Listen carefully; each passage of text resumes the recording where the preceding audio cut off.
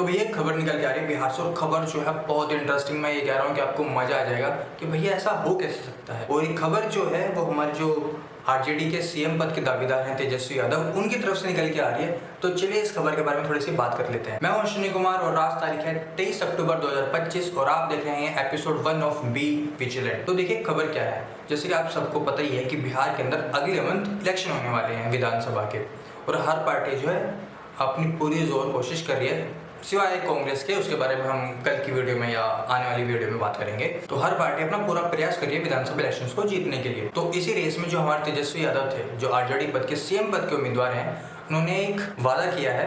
और वो वादा जो उन्होंने करने का उनका तरीका ना, उन्होंने एक पोएटिक वे में उस वादे को किया। देखिए आपको वीडियो तो दिखा नहीं सकता, पर आपको एक्स पे वो वीडियो मिल जाएगी। तो उनका वादा ये है कि बिहार के अंदर अगर इंडिया ब्लॉक की सरकार बनती है, मतलब इंडी गठबंधन की जो सरकार है जिसमें मुख्य कांग्रेस और आरजेडी है, अगर इनकी सरकार बनती है तो बिहार के हर घर में एक सरकारी नौकरी वो देंगे। और कब देंगे? विद इन 20 महीने के अंदर अंदर ये सब काम कर देंगे वो, और सरकार बनते ही 20 दिन के अंदर कानून बना देंगे और अगले 20 महीने के अंदर उस कानून को इम्प्लीमेंट भी कर देंगे और सबको जो है वो नौकरियां मिल जाएंगी। फिर बिहार के अंदर कोई टेंशन ही नहीं, ना वहाँ से लोग माइग्रेट करेंगे, ना दूसरे राज्यों में आएंगे। तो फिर कोई क्यों ही जाएगा अपने राज्य को छोड़ के, अपने घर परिवार को छोड़ के। जब आपको घर बैठे बिठाए सरकारी नौकरी मिल रही है तो कोई क्यों ही जाएगा। तो देखिए क्या है, बिहार जो है वो काफ़ी पॉपुलस स्टेट है और उसकी जो इकोनॉमी है वो भी काफ़ी अच्छी नहीं है। तो इसकी वजह से क्या होता है, जो यूथ है वहाँ का वो माइग्रेट करता है दूसरे राज्यों में या आउट ऑफ द कंट्री और वहाँ पे जाके काम करते हैं। इसी बात को टैकल करते हुए तेजस्वी यादव ने ये कहा है कि हमारी सरकार बनते ही हम हर घर में सरकारी नौकरी देंगे, जिससे जो माइग्रेशन है स्टेट का वो काफ़ी कम हो जाएगा। पर क्या ये फिजिकली पॉसिबल है, क्या ये एक्चुअल में पॉसिबल है, उसके बारे में हम बोर्ड पे डिस्कशन करेंगे। पर उसके लिए भी थोड़ा और बात कर लेते हैं। तो देखिए बिहार में क्या है कि जो बिहार की लगभग 70% जो आबादी है, जो कि लगभग 18 से 35 साल की ब्रैकेट के अंदर आती है, वो माइग्रेट करती है, दूसरे राज्यों में जाके काम करती है, क्योंकि बिहार के अंदर वो सुविधाएं नहीं है एक यूथ को अच्छा एम्प्लॉयमेंट दे सके। और वो सुविधाएं क्यों नहीं है? पिछली सरकारों का दोष है। जो अब तक पिछली सरकारें थी उन्होंने एक अच्छा एनवायरनमेंट वहाँ पे क्रिएट ही नहीं किया, बिजनेस हब बनाया ही नहीं बिहार को। और इस बारे में आप मुझसे बेहतर जानते हैं, ठीक है। और बिहार का जो पर कैपिटा इनकम है कि सालाना जो एक आदमी की आय है वो है लगभग 60,000 रुपये, जो कि बहुत कम है। अगर आप पूरे देश का देखें तो पूरे देश का औसत निकल के आता है 1,80,000 रुपये, और जबकि बिहार का है लगभग 60,000 रुपये, लगभग मतलब एक तिहाई है। अगर भारत का एवरेज आदमी अगर 100 रुपये कमा रहा है तो बिहार राज्य का सिर्फ 33 रुपये ही कमा रहा है। ये हालत है बिहार की, और ये हालत हम सब जानते हैं किसने की है। और आज उसी पार्टी का नेता ये कह रहा है कि अगर हमारी सरकार बनी तो हम ये हर घर को सरकारी नौकरी दे देंगे।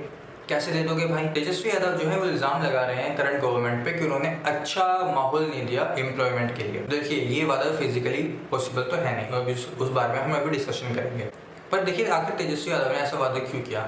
देखिए काफ़ी टाइम से वो सत्ता पाना चाहते हैं और उन्हें सत्ता मिल नहीं रही, इस वजह से उन्होंने ये वादा किया है। ये बात वो भी जानते हैं, तेजस्वी यादव ये बात जानते हैं कि ये फिजिकली पॉसिबल है ही नहीं, ये प्रैक्टिकल है ही नहीं, फिर भी उन्होंने ये बात कही है। हो सकता है शायद वो ये मानते हो कि बिहार का जो युवा है, बिहार के जो लोग हैं, वो अभी भी 1980 के दशक में जी रहे हैं, 1990 के दशक में जी रहे हैं, और उन्हें कुछ पता ही नहीं है। जैसा वो बोल देंगे वैसा जनता मान लेगी। और इस वादे के तहत वो उन परिवारों को टारगेट कर रहे हैं जिनके लोग दूसरे राज्यों में जाके काम करते हैं, जो गरीब हैं, उन लोगों को इससे टारगेट करने की कोशिश की जा रही है। और बिहार का जो इलेक्शन है वो मेजोरिटी अब तक कास्ट के दम पे ही जीता जाता था, पर शायद इस वादे के बाद लोग इकोनॉमी की बात करने लगेंगे। पर एक्चुअल में क्या होगा, ग्राउंड रियलिटी क्या है, उसके बारे में हम नहीं कह सकते। और इस वादे के तहत ऐसा लग रहा है कि तेजस्वी यादव जो है वो जो बिहार का यूथ है उसको अपने वोटर बेस में कन्वर्ट करने की कोशिश कर रहे हैं। तो चलिए प्रैक्टिकल देख लेते हैं कि आखिर वो ऐसा क्या करने वाले हैं।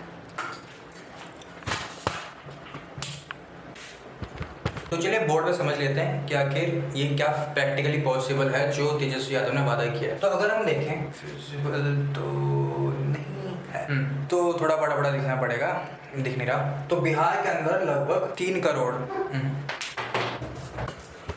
तो कोशिश तो की थी बोर्ड में समझाने की, पर वो हो नहीं पाया। तो चलिए मैं आपको वैसे ही बता देता हूँ।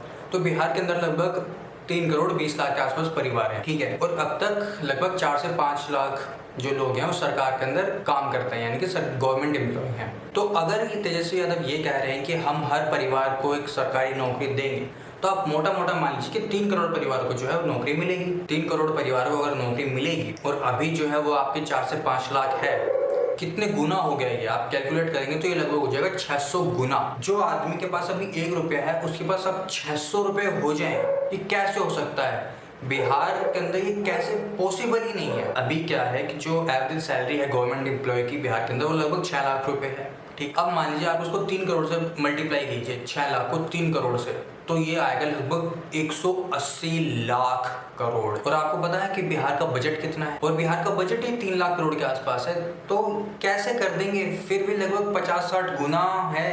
तो देखिए कहाँ 180 लाख करोड़, 180 लाख करोड़ इतना पैसा सरकार को देना पड़ेगा एज अ सैलरी हर साल। और बिहार का जो बजट है वो है 3 लाख करोड़। तो देख रहे हैं कहाँ 3 लाख और कहाँ 180 लाख।